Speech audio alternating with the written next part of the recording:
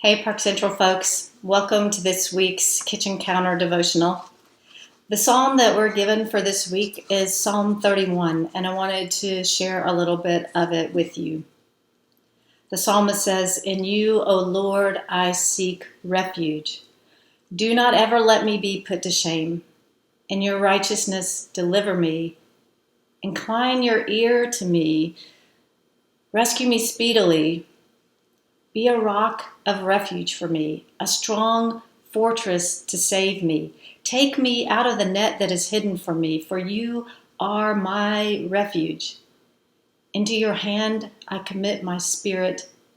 You have redeemed me, O Lord, faithful God. My times are in your hand." The psalmist begins, "In you, O Lord, I seek refuge."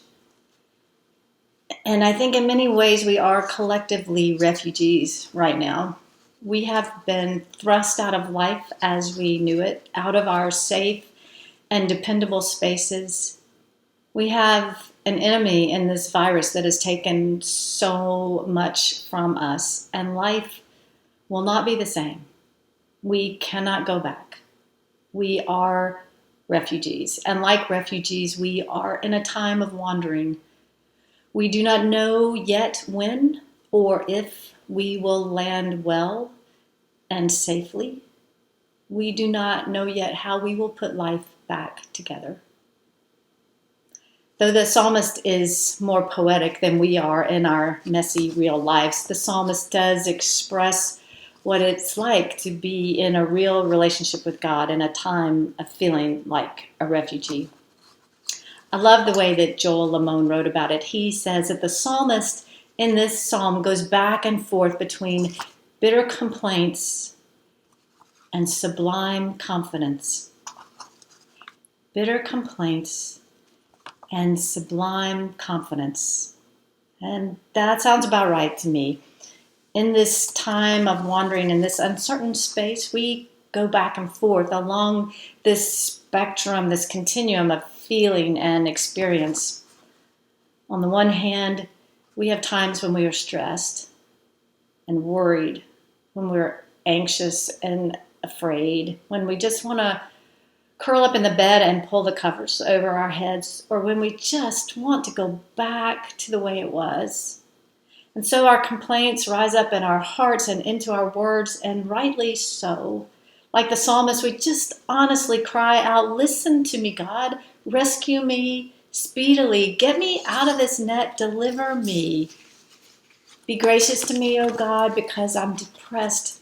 My eyes waste away from grief, my soul and body also."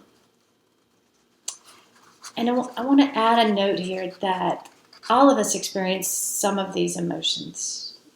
But if you've been feeling anxious and depressed, feeling stuck in that for more than 2 weeks, constantly, if you've been feeling like you're not sleeping well over that period of time, if you're sleeping way too much or way too little, if you're eating way too much or way too little, if you're worried about yourself, it is a faithful response to reach out for help. And I invite you to reach out to Andrew or to me or to a trusted friend, talk to a therapist, reach out for help if you are stuck in those feelings. For most of us, those feelings are a piece of our experience, and we also have that other end of the spectrum. We have these moments like the psalmist of sublime confidence that is a gift. It is just a gift that is sometimes a glimpse in the midst of everything, a glimpse of God and what God intends and who God is for us. A glimpse, sometimes even more, sometimes even a whole day of feeling that. And in those times, like the psalmist, we can affirm, "You are my rock and my fortress. I trust you. You are my God. My times are in your hand. I trust in your abundant goodness." The hopeful good news for us, wherever we are on any day in that spectrum, that continuum of feeling and experience, the hopeful good news is that God does listen to us. God inclines God's ear to us in all of it, in the whole spectrum, from our heartfelt complaints and crying to our trustful confidence and affirmation. God is with us in this time of wandering, and we can hold up to God every part of this experience. And in my best times of confidence, I know that as we stay in sort of faithful, wrestling relationship with God, we will receive from God what we need for just one more step, for just one more day. This Psalm 31 ends with encouragement as we pray and listen and bring our lives before God.